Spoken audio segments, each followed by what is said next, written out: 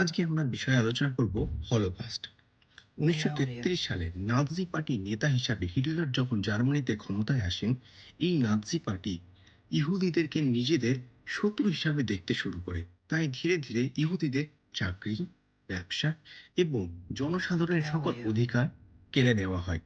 দ্বিতীয় বিশ্বযুদ্ধের সময় এই নাৎসি পার্টি ইহুদিদের উপর অকথ্যভাবে অত্যাচার চালায়। তারা ইহুদিদেরকে ধরে ধরে ডিটেনশন ক্যাম্প বা Yeah, oh কনসেনট্রেশন yeah. ক্যাম্পে বন্দী করে রাখে।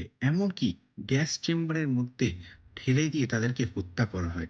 শুধু ইহুদি নয়, যারা রাজনৈতিক বিরোধী দল ছিল তাদের, যারা প্রতিবন্ধী মানুষ ছিল তাদের, রোমা জনগণ তাদেরকে Yeah, এবং oh yeah. আরো অনেককে এইভাবেই হত্যা করা হয়। আর এই সময়কেই হলোকাস্ট বলা হয়ে থাকে। এই অমানবিক বা অত্যাচারকেই হলোকাস্ট বলা হয়ে থাকে।